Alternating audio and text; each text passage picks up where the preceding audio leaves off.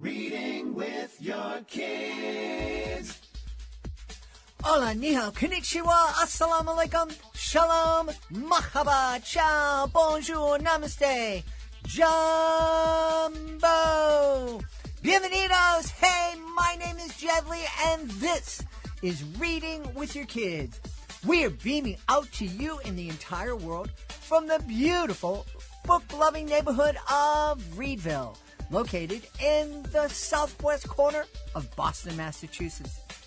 Here at Reading with Your Kids, every episode is a new adventure filled with great stories, amazing authors, and powerful reminders of how reading together helps families grow closer.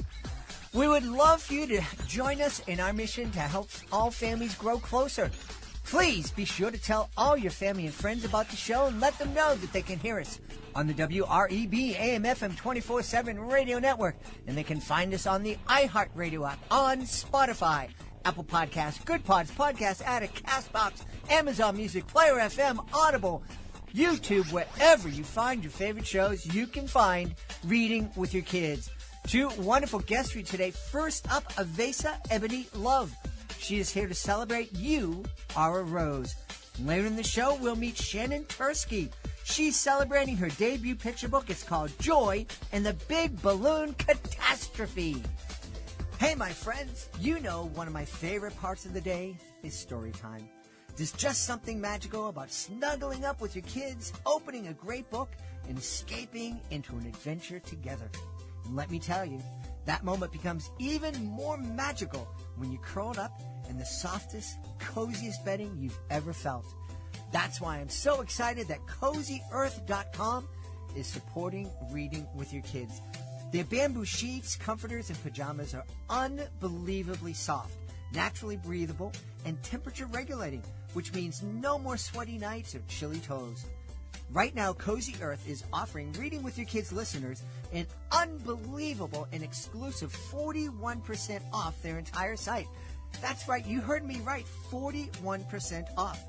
So go ahead, create your own cozy reading nook, wrap yourself and your kids up in something comfy, grab your favorite bedtime book, and turn story time into the best part of your day. Head on over to CozyEarth.com and use the promo code READ at checkout to save 41%. That's CozyEarth.com, promo code READ. Hey, my friends, I have a super idea you are going to love. How about this weekend, turn your backyard cookout into a storybook celebration. Fire up the grill, crack open a few of your favorite picture books, and serve up Big Fork Brand's legendary bacon sausage. Made with nitrate-free bacon and premium pork, it's juicy, smoky, and unforgettable. Top it off with Big Fork's spicy Chicago fire sauce, and you've got a meal as bold as the characters in your favorite bedtime tale. Get 20% off your order using the promo code READ at bigforkbrands.com. That's bigforkbrands.com, promo code READ to get 20% off. Because nothing brings families together like great food, great books, and a whole lot of flavor. Big Fork Brands. Read, grill, repeat. Join us right now from the beautiful island of Hawaii. Our guest is here today to celebrate. Her new picture book is called You Are a Rose. Please welcome to the show, Avasa Ebony Love. Hey, Avasa, how are you? Hello, Jed. Thank you so much for having me. I'm honored and excited to be here to share about something I'm passionate about and thrilled about. So thank you for having me on with you. You're very, very welcome. What an appropriate title for a book from an author named Love. Yes. Yeah, it is something I'm living into, right? Something I'm called into. I was married. I'd married a man who had that last name Love. It wasn't a name change. Not that I judge anybody that does change their name to Love. I've known a few. But yeah, it is something to live into. It's a calling for sure. This is the first time I've heard that expression, something to live into. I like it. Talk a little bit more about what you mean by that. Well, I feel like it resonates. It's parallel with the book, right? It's that hero's journey. Probably those that are listening, you've probably heard of Joseph Campbell, right? Probably you have, Jed. He's like the master mythologist, right? And he talks about the call, right? The call to rise, which is really also what this book, You Are a Rose, is about. This seed in the ground that's forgotten who it is and what it's meant to become. It's just living there in the earth, just sort of identified with the monotony of hanging out with the centipedes and the worms, and needs this call. And so a royal ray of light comes, and then eventually a water nymph comes. And as Joseph Campbell explains in the phases of the hero's journey, at first the seed is like, that just sounds totally unfathomable. Like, I'm not a rose, right? It could be like with my last name. Like, when we're in the darkest, hardest times in our life, and somebody says like, you are love, right? That's what you're made of. It's your true essence. It's what you're meant for. And we're like, but we're just so in it and challenged by life. And so this seed in the ground has this call that at first is like, I don't even think you guys are real. I think I'm imagining you. Eventually has even a dream of its mother, and eventually then surrenders to the unfolding, right? And so, yeah, I feel like that's for sure. I'm living the process of this book as well. I think we all are in different stages, and maybe over and over again throughout our life as well. Mm-hmm. Mm-hmm. I love that idea because I can absolutely imagine kids relating to this idea of this creature, this being, this seed that knows it's going to grow but has no idea what it's going to become.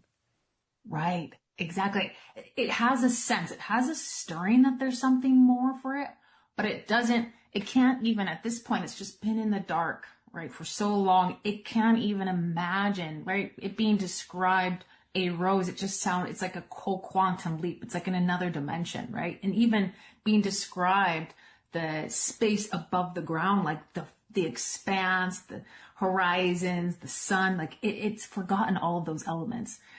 It's also very like parallel for those of you that have ever read any of Plato's work, the Plato's cave, that's inside the Republic. And so, very similar to that we see in nature, right? This process of transformation in nature, being dormant, and then needing to let in the love, let in the light, let in what's the water in order to unfold. What other kind of things our kids need to let into them in order for them to grow, to be who they're meant to be? I think that's such a beautiful question, right? This is like, when we're talking about this seed, right? And part of the inspiration for this book, even though this book actually is very universal, right? There's no it's not specific to any religion, but I will say that I was inspired at the moment that I wrote this.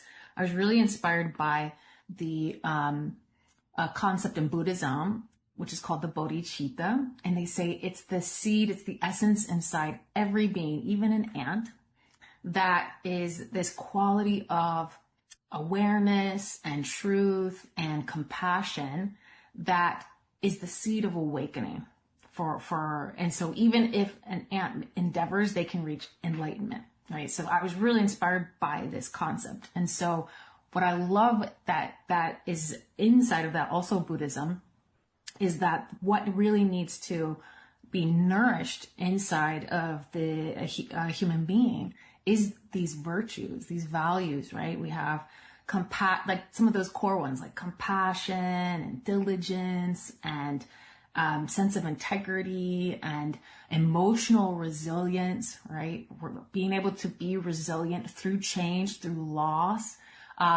courage, right? This book is definitely about courage of, okay, I have to let go of my shell, my comfort, my ideas that I have of my limitations in order to become who I'm meant to become. So courage is one of those beautiful values and virtues. And definitely in this book as well as this theme of use the rich soil around you to go beyond. And so, it's look at everything that's around us, all the nourishment, all the challenges, the mistakes, right? Learning from all of this and go beyond, be like that flower. And we see even in Buddhism, again, that lotus rising out of the mud, right? Mm-hmm. But you see this in all the different traditions, which is why I think it's very universal. I love that idea of our mistakes, our failures can nourish us. We can learn. Yes. Mm-hmm. Yes. I think that's so. One of the things that's interesting now that Reading with Your Kids have been on since 2017, so 8 years, coming up on 9 years. Congratulations. Thank you. We've seen different, kind of phases, and when we first launched the show, I was noticing that parents are really, really determined to kind of bubble wrap their kids so they don't feel any disappointment. They never got that sense of resiliency because they never fell. They never got their knee scraped and never got a bruise. I'm glad I'm not seeing that so much these days, because I think resiliency is such an important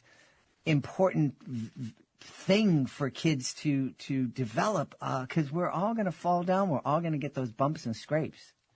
Totally. I so agree with you. Yeah. And I think even just what I kind of love about even that hero's journey, it also describes how we also it'll be normal for all of us also to resist growth at times, kind of connected to that, we're going to be making mistakes and it's just about getting up again, mm-hmm. but also we're going to want to hide mm-hmm. at moments in our life. We're going to want to stay inside our shell. We're going to kind of resist what's meant to be done, And so I think even just kind of normalizing that process so that we can have some recognition, awareness of that's just the stage I'm in. I'm in a dormant stage, or I'm in a resisting the growth stage, or I'm right now in the labor of growing and finding the light, or listening to the light, or whatever that light is in my life. Mm-hmm. Yeah. One of the things with the podcast, Reading with Your Kids, it's obvious that, talking to our kids about growing and having that courage to get out and to become the person you're meant to be. Mm-hmm. I'm hoping that a parent also is able to hear that it's something that we're all doing constantly on an ongoing basis. Right. Over and over and over again. And I think that's what's so lovely about children's books, but also my husband and I composed a song as mm-hmm. well that we produced, and it's out streaming on Spotify or iTunes. And it's that beauty of song and storytelling, which is such an ancient, thousands of years old way that we transmit wisdom and knowledge, but we need it too as elders, right? Mm-hmm. With our kids, grandkids, nieces, nephews, as we are sitting and sharing these stories. Definitely some of the beautiful feedback I get is this book felt like it was for me as I was reading it, even to my child. And like you said, we're going to live that transformational process over and over and over again. We're going to be learning emotional resilience and courage on all these different levels, mm-hmm. and sacrifice too, right? Mm-hmm. Mm-hmm. Mm-hmm. I think one of the things I love about what you're saying is that the courage, the image of the seedling needing to have courage to break through, to get into the big expanse of the earth. Boy, that's a value, I think, that a lot of kids, a lot of grown-ups. I had family that couldn't, we used to joke, they lived in this one part of Boston that was very close to downtown. All they had to do was go over a bridge to get to downtown, but they couldn't find their way out of their own neighborhood. And I think mm-hmm. that's the case for a lot of people. They're in their small town, they're in their neighborhoods. They're in this place that I don't want to go and talk to people who are different than me, and see places that are different and try new things. And totally. Yeah. Denying the adventure. Mm-hmm. Yeah. I had a friend, an older gentleman, very successful businessman, who read this book, and there's a part in it where the seed is talking to the royal ray, or maybe the water nymph, I forget at this moment, but it's saying, you know what, this isn't for me. Tomorrow, I've got ants moving into the neighborhood. The weather's going to be like this, the news, like there's just the amount. And he said, this older man was like, wow, that hit me hard.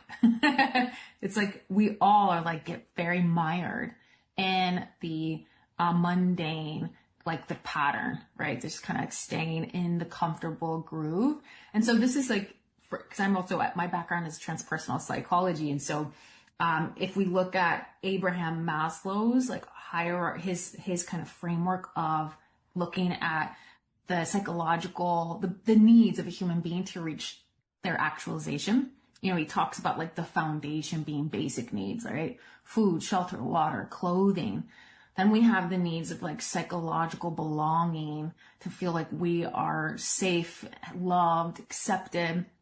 When we start moving into these higher realms, right, of self-actualization, and even Abraham Maslow talks about self-transcendence, to like to follow the light, your guiding light, your North Star, such that it even goes beyond yourself, right?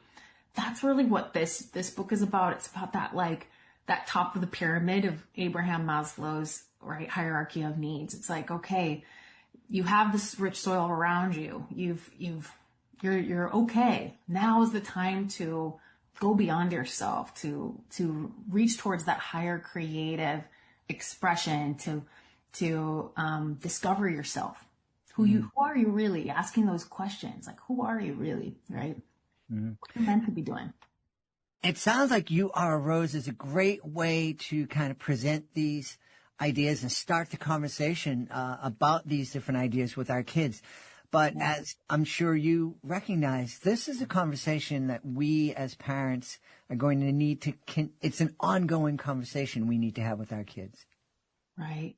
Absolutely. Absolutely. Yeah. Well, yeah. So, because there's going to be so many phases. That's what's so great about symbols too. Like symbols, myths, they give us a mirror, a framework to put what we're living through in context. It's like, okay, I lost my job and I don't know what I'm going to do next with my life, right? Like, how many people, we think about the world today that we're living in. There's so much insecurity. There's so much change, rapid change.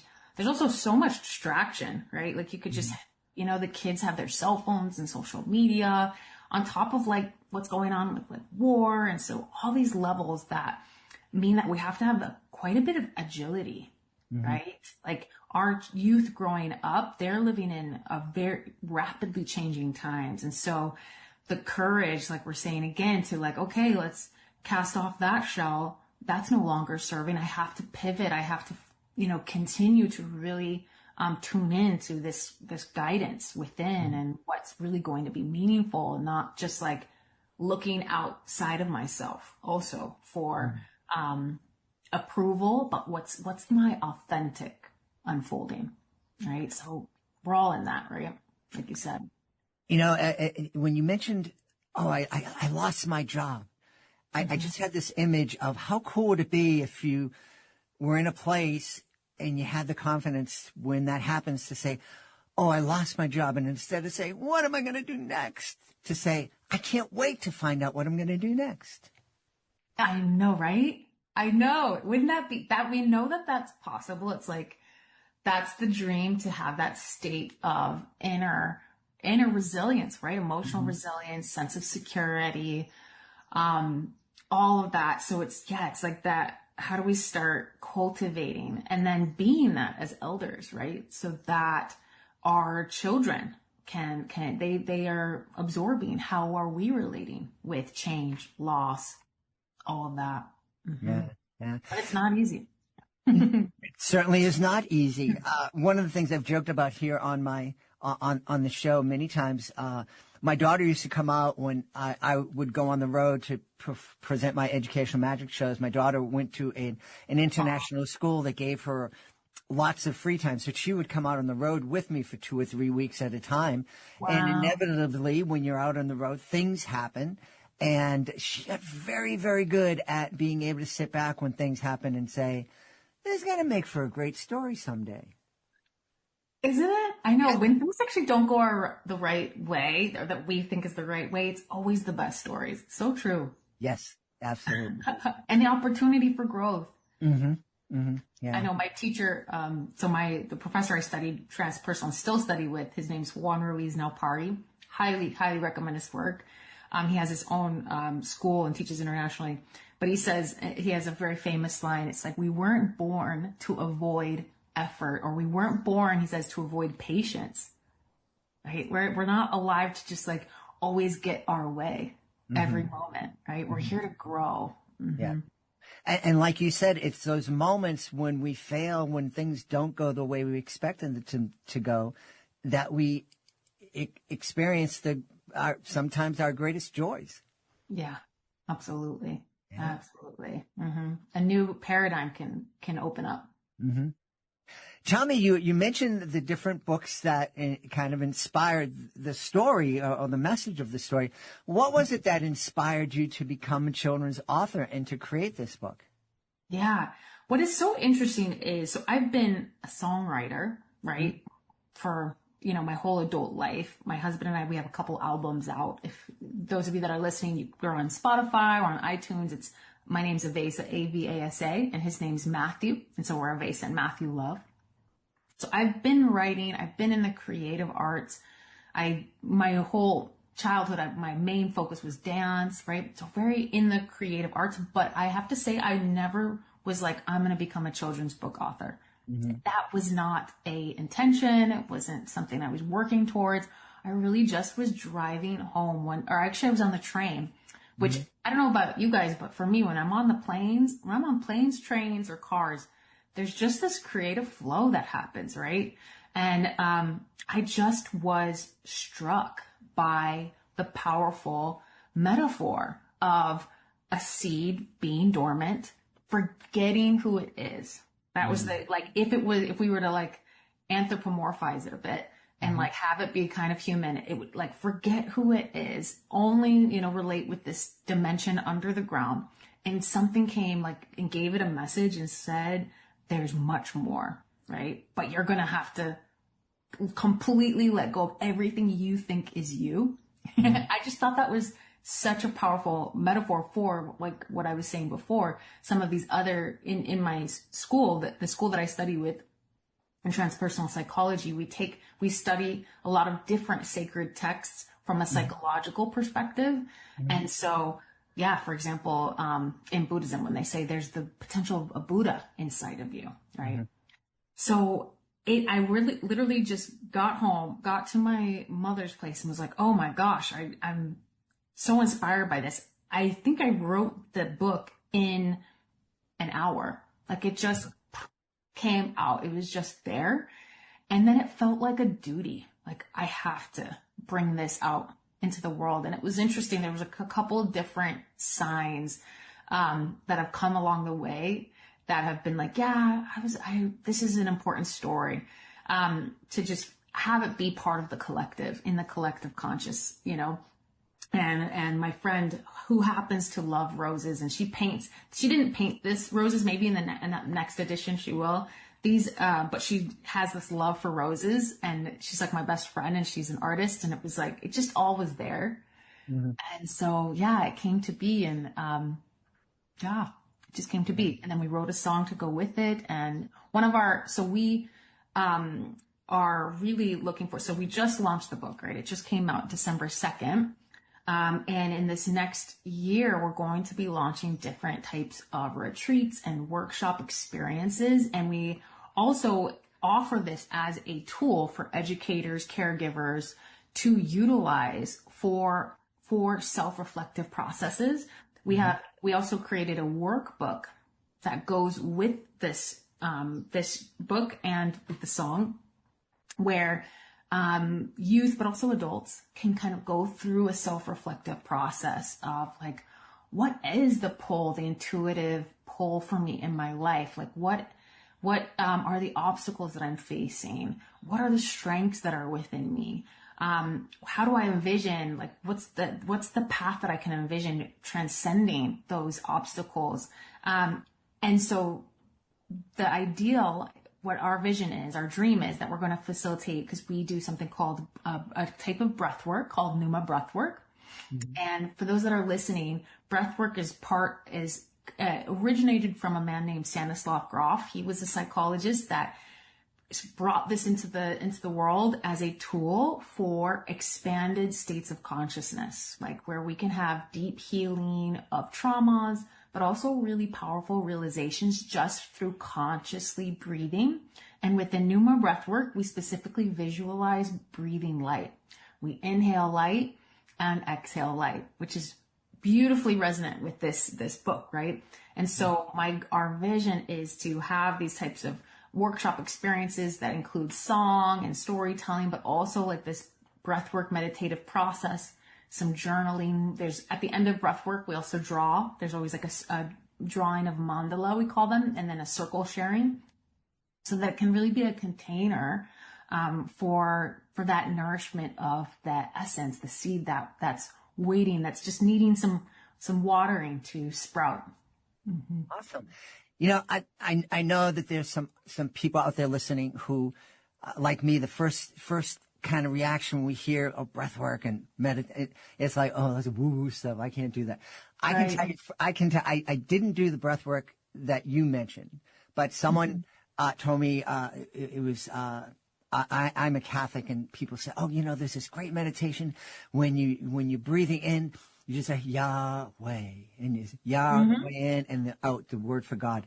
And I just happened to be at a concert, a Christian concert, and we're listening, and it was a moment of prayer and the music, and said, I'm going to give it a shot. I'm not doing anything else. Let me do this. And man, it was the freakiest thing, cool thing. I mean, I was seeing the music. I was seeing the music, and I was up looking down at me, looking at and it was cool. Kind of scary. You had an out of body experience. Very, very strong. You know, and it's possible. Yeah. I keep saying, I got to do it again. I'm like, oh, I ain't got to do that again. There you go. Right. There's the resistance. Exactly. That's a growth. We all have it. You know, for those that are Christian, there is some beautiful, I forget he was a Catholic priest. I can't remember his name, but he was actually quite famous, a saint that was known for utilizing breathing and breath work as part of prayer and it's like breathing the Christ, you know, like we drink or you eat the body of Christ, like breathing it too, as a way to like get in the lungs and get us close to our heart. But there's a lot of science behind the breath work. Like they can actually see it accessing our amygdala portion of our brain. And so we've been in Pneuma Institute. That's the school that I'm a facilitator within. We've been working with the youth with Pneuma breath work for decades. And there's even like summer camps where kids come together, and it's like, there's beautiful study and of course time in nature, but also breath work and things like that, so that they can move through some of these processes. And it's beautiful. It's just amazing to witness how rapid when somebody, you know, here we are talking about love, right? You can intellectualize about love, but when you like taste it, feel it, like realize it deep within your soul, within your heart, that catapults your therapeutic process a lot more, right? Yeah. So you kind of combine, it's one of those ways to combine having a somatic, they kind of call it like a somatic experience with the kind of analyzing that we do with our heads. Yeah. I had a pastor, Father Arthur Wright, great guy. He saw one of my shows, and in my show, I asked a kid to imagine that they have an egg in their hand. And I want everybody here that loves Avasa to count to three. And when they do Avasa, I want you to throw this imaginary egg in the air. And when the kid does, of course, through my magic, it appears that boom, right there inside a bag. And it's great. And Father Wright saw that at the school, at the parish school. And he came up to me afterwards and he said, Jed, that's a beautiful thing, because I truly believe that when you're with somebody and you act out of love and that person receives that out of love, you're experiencing what heaven's going to be like. Right. God is love, right? How could God not be love? Yeah, absolutely. Very, very cool. I love this. What, now that your rose is out there in the world, Yes. are we going to continue to write children's books? Right. It's such a great question. I was just talking about it with my illustrator, Kristen, because she's like, basically, we have to keep going. There's another, like, what happens? Because the rose, it goes through another struggle, right? It rises through the ground. It comes up. It's like, comes into the great expanse. It becomes a bud. And then it kind of stays dormant there again. And it needs another time of visitation from this royal ray to come down and say, hey, you've come so far, but now is the time to bloom, right? So it blooms. But now there's this whole next process with this rose, right? Perhaps, so maybe there's going to be an exploration of this other deep, profound cycle. We go, right? Wilting. What happens when we begin again, right? As the seed once again. So that's a potential. Yeah, I'm open to something coming. Like, this really just felt like it was like a royal ray came and said, hey, right? Spirit came to me and said, you have to put this out in the world. So I'm open. You know, I spend more of my energy and time like with music, like writing songs and music. But yeah, I'm totally open. I don't have like, I need to become this children's book author. Like, I don't have this like ambition about it. But I do want to honor what I was given and do a good job of sharing it and marketing it, right? Like it feel, I don't want to be lazy, right? The gifts of the spirit is sort of where I'm at with it. Yeah. I like that. This wasn't your idea. You are the ideas person. It feels like that. Yeah. It definitely feels like that. You know, I don't want to be like, oh, make as if I'm just this holy vehicle. I don't want to be egoic like that either, but it definitely, yeah, it's a mystery unfolding for myself as well. Yeah, no, I've read a book earlier in the year, and it's that whole idea of we don't have ideas find us.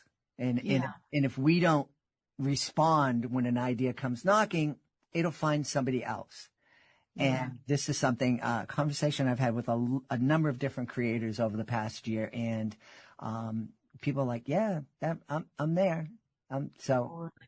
Yeah, I know. And I've been somebody who would have in the past, like so many things flooding to me. And it's like, I could only nurture so many to life, right? Especially with music.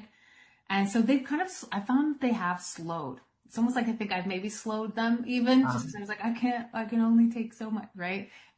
So yeah, we'll see. I think once this is, who knows? I think the spirit moves in mysterious ways, but it feels like right now I just need to be present with this and do this justice.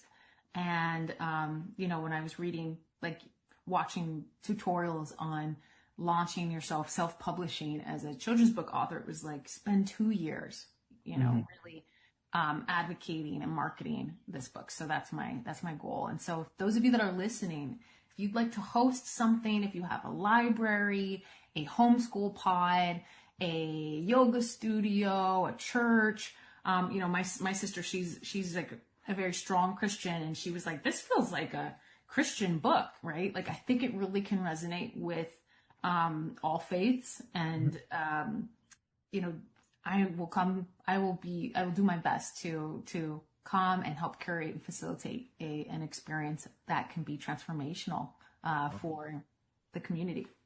Wonderful. Avasa, I just want to share this with you. My dad passed away 32 years ago. But we grew up in the city in a kind of a tenement building, and he took this little teeny weeny spot of land, just a patch, and he used to plant roses. And it was really good. It was a really bright spot in this city neighborhood. About 15 years after he passed, and long after my dad had moved out of that home in that neighborhood, one of the older neighbors in there wrote to me, connected with me on Facebook, and he said, I just want to let you know, a couple of years ago, I went and, you know, the people who own that house, they weren't taking care of the roses. It was just sitting there. It was dormant. It wasn't doing. So one night I came and I took it and I replanted it in my yard, and it's blooming again. Wow. I thought, very Beautiful. cool. Yeah. Very cool.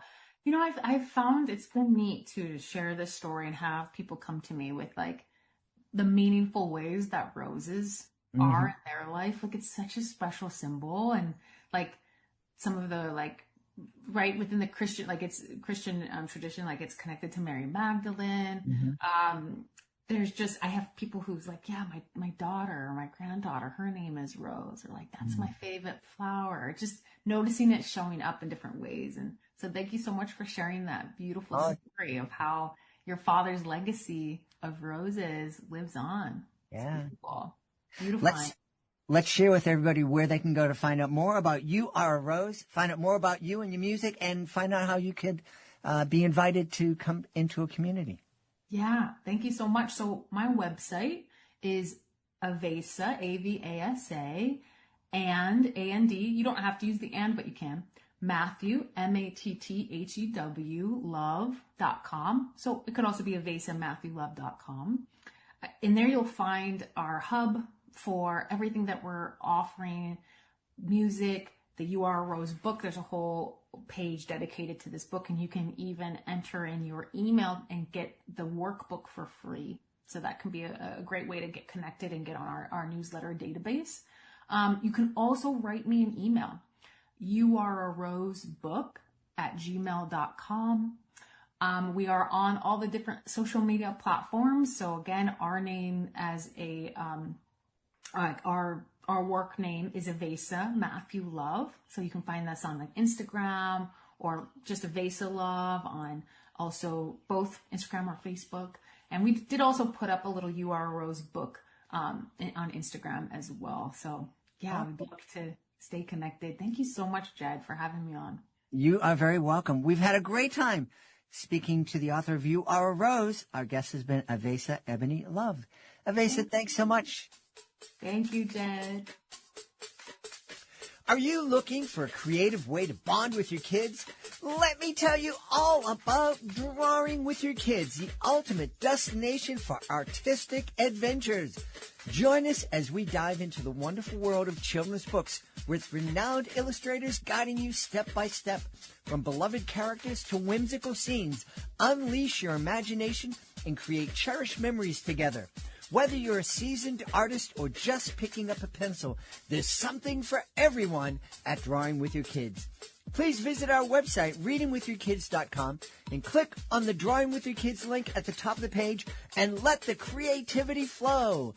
Drawing with Your Kids, where every stroke brings stories to life. Join us right now from the beautiful state of South Carolina, where it's probably a lot warmer than it is here in Boston. Our guest here to celebrate her debut children's picture book. It's called Joy in the Big Balloon Catastrophe. Please welcome to the show, Shannon Turske. Shannon, how are you? Great. How are you? I'm so excited to be here. I'm very much looking forward to speaking to you. I'm looking at Shannon has a huge smile on her face. She's surrounded by artwork of flowers, and it literally is warming my heart here in very cold Boston this afternoon. Oh, I'm so glad. Yes. So tell me about Joy and this Big Balloon Catastrophe. What in the world is going on? Well, the inspiration started last year. Our class, the Macy's Day Parade, is kind of a exciting thing, and a lot of teachers have started having balloon parades at their schools. And so a couple years ago, we started doing a balloon parade at our school, and with it being balloons, every once in a while, there can be incidents. So we have our parade at 9:15 in the morning as soon as the kids get there so that we can avoid as many catastrophes as possible. And last year, one of the kids walking down, he bumped his balloon in the hall. And when the mom got to our room, she just had her hands out and a tear coming down her eye. And we have extra balloons on hand, so we quick grabbed a new balloon and glued his pieces back onto a new balloon. And then, with the hustle and bustle of Christmas and everything, it kind of slid our, whatever. And then in January, my friend and I were just talking, and I kind of said, oh, we need a book about this, to kind of help kids deal with that possibly happening. And, so I went home and spent the weekend and got the rough draft going. And then, here we are. Yeah. Oh, great. So this was inspired by a true story, a true catastrophe. Yes. Yeah, yeah. It was. But Joy, I had it happen at home so that she could rebuild at home. And I have a side business I've been teaching preschool for 24 years, and I have a side business of listing products on a website called Teachers Pay Teachers. Uh-huh. And so I already had a brand of Joy and Sunshine Collective is my store and my, that business. And so I wanted my book to be kind of on brand. So, the little girl's name is Joy, and then her cat is Sunny. And, so Sunny does pop the balloon in my book. And it just kind of helps kids to deal with, when things happen and how to fix it. And so, she made a new balloon in the book, and, it was neat this year because in my school, I read to some of the other classes in my school, and one of the teachers told me that her kids were going, we don't want any catastrophes. We don't want any catastrophes. And another little girl in another class, her balloon popped, and she said, I'm going to be brave like Joy. So, that was kind of neat to hear that, it was making a little bit of a difference. So yeah, absolutely. So much fun. So this Joy and Sunshine Collective, where did the inspiration for that come from? I just, after the, pandemic, and my, father passed away suddenly of a heart attack in 2019. And then both of my kids I was about to become an empty nester, and, my daughter was marrying her high school sweetheart, and my son was graduating college, and she had her house that she was moving to, and he had an apartment and his job lined up. And so we knew that we were true empty nesters at that point. And so I was just like, oh, what is my other purpose? I love teaching preschool, but I have my summers off and holidays, and, I was just looking for something else to do. And so I started Joy and Sunshine Collective to kind of bring me my joy and, be a happy place for teachers, and to bring a little joy and sunshine to preschool classrooms all over. Yeah, I love that. And it's a great reminder. A lot of times where we sit down and we're kind of like waiting for joy to happen to us, or joy to come into our lives. And it's a good reminder that we need to make it happen. It's not going to happen to us. We need to make it happen, and to bring that joy not only to ourselves, but to others. And I think it's us bringing joy to others that brings joy to us. Yeah, exactly. Yeah, yeah. Tell me, you said you've been teaching preschool for how many years? 24. This is my 24th year. Yeah. In that time, how has education and how have the kids changed? Some things I'm noticing, a little bit with them having more access to electronics and things like that. But, I teach in a Christian, in a church setting, and it's in a small town outside of Charleston, where it's a very, Hallmark type town. And so some things I see change, but some things I see the kids still have that love of learning. And I see how I've adapted, where I just want to enjoy every moment that I have in the classroom with the kids. And it's nice to have the 4 hours of, no screens and no, just being present with the kids, and, just being that first step before they go to kindergarten. And that's why I was kind of drawn to your podcast, because I love reading to kids, and I love, just bringing books alive to students, and just having them so excited for hearing a story. There's some stories that I read with the kids. And also, I said with electronics, there's also ways that it's evolved where you can use it. For instance, when we're talking about outer space, on YouTube, there's astronauts that read from the space station. Mm-hmm. And so we will lay the chairs all flat in the classroom and the kids come and climb in like they're kind of laying on their floor and their feet are up in the air and they pretend to buckle up. And we listen to an astronaut read Mousetronaut and, just painting with mud when we read Mud Puddle. And I'm just always looking for ways to get kids excited to hear books and to connect with them. And that's what I love about being in the classroom. Yeah. I'm curious, as a preschool teacher, are you able to pretty accurately sit down and meet a kid and in a short period of time, this kid's being read to every night by his parents, and that kid probably not? A little bit. We do have reading logs that we send home, and my assistant and I know, sometimes they don't get filled out, but we think, oh, maybe they just don't fill them out. But the kids that do get read to a lot, we can tell where that's, an important thing in the house. Yeah. The reason I ask that is because I just want to remind parents how very valuable it is to read with your kids. That there's so many benefits that kids get. I think I launched the podcast because I know that the relationship I have now with my adult kids was built on a foundation of reading it. And reading with your kids turned into cooking with your kids and throwing the ball around with your kids and watching movies and talking about and all that kind of stuff. But as I was doing the podcast, I very quickly learned all the other benefits that kids are getting. That, I kind of knew, my son was reading when he got to kindergarten.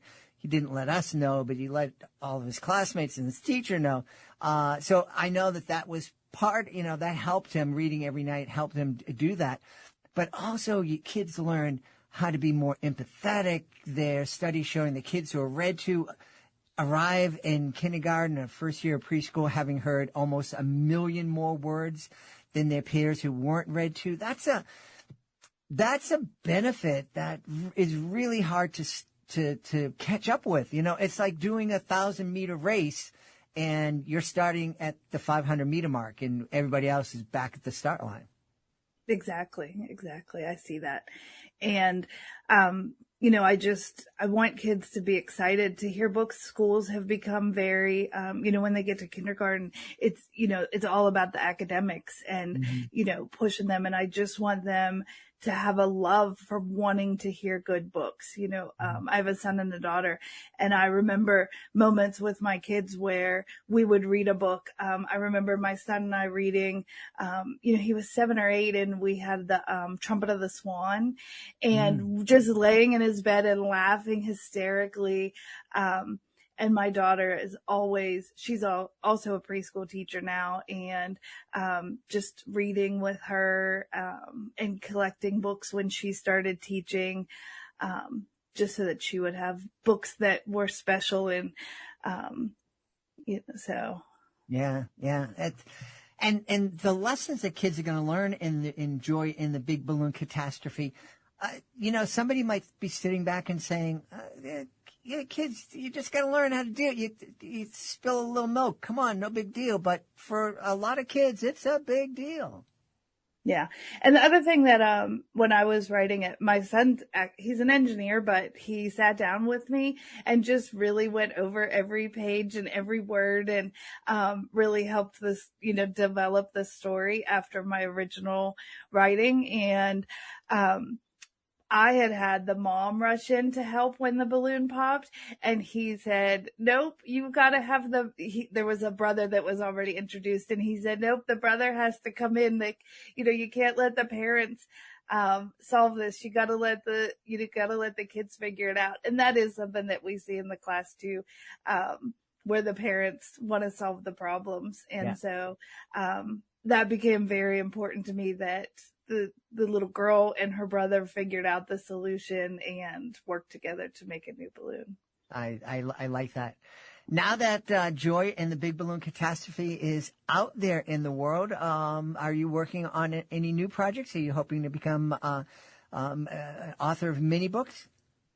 I have a couple ideas. I have the next one written. I also did the illustrations for this. And so, with teaching and the craziness of that, I haven't been working as hard as I'd like to get it done. But, I know that it's coming and I'm working on it. But, the teacher and I that I told you about, I brought the balloon parade to the school, and she brought, another idea to the school of a potato pageant. And so the next book she said, well, we need one for the potato pageant too. So, that's the next book that I'm hoping to get out in a couple months, or at least by summer.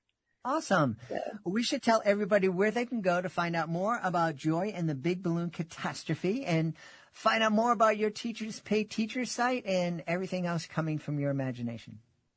Everything is under Joy and Sunshine Collective. There, I post on Instagram, and I have a website with Joy and Sunshine Collective, and there is a page on there for books, and I do have a download that goes with this book that teachers can use to help their kids plan what kind of balloon they would make. And I know that it is kind of around the Macy's Day Parade, but I didn't write the book to only be then. So if you were hosting a balloon parade anytime. And then the Teachers Pay Teachers is also Joy and Sunshine Collective. So. Excellent. And is that website joyandsunshinecollective.com? Yes. Excellent. We've had a great time speaking to the author of Joy and the Big Balloon Catastrophe. Our guest has been Shannon Turske. Hey, Shannon, thanks so much for being on Reading with Your Kids. Great. Thank you so much.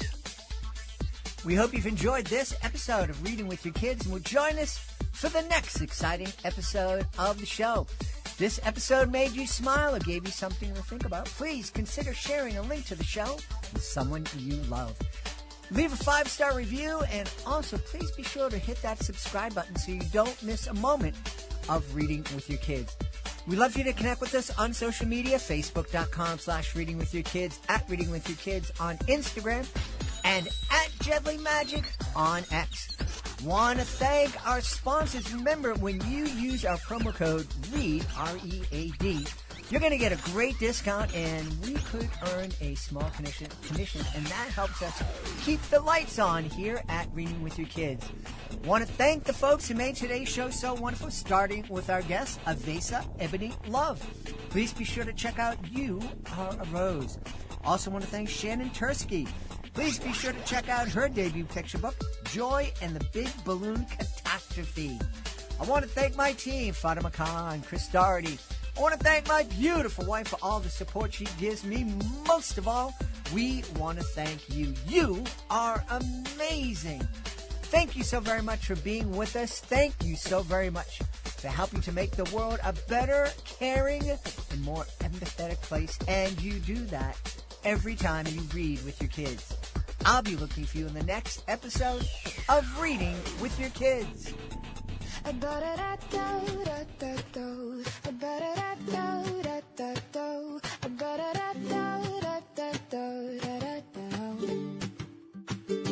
day was loud, the day was long. She was by the door, lights turned low. We slow it down, we gather round. There's a place we always go. A couch, a bed, a lamp that glows, a book that's been our friend. We open pages, open hearts, and find each other again. No screens, no rush, just me and you. A moment made of love. The world can wait, it'll still be there when we turn the last page up. Just one more story before we sleep. Just one more chance to laugh and dream. We're safe right here, we're not alone. Wrapped up in words and love at home. Just one more story, side by side. Hearts grow bigger every night we read together. And somehow we become the family we're meant to be.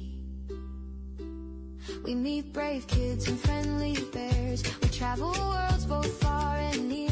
We learn to hope, we learn to care.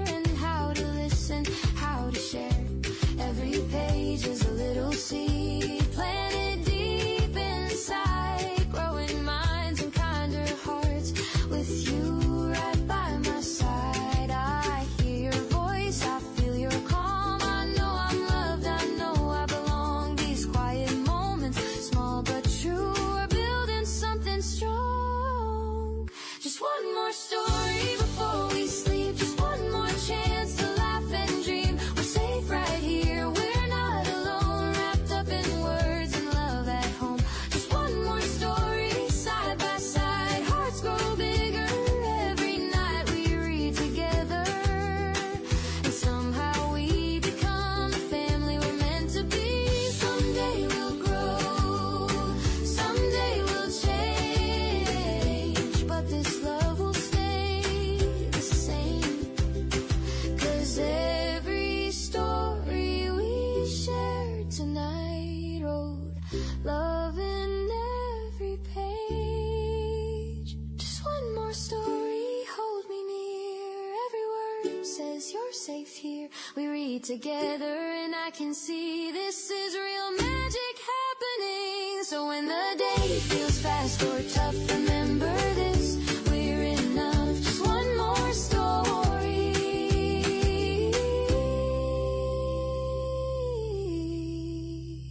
And good night, my love.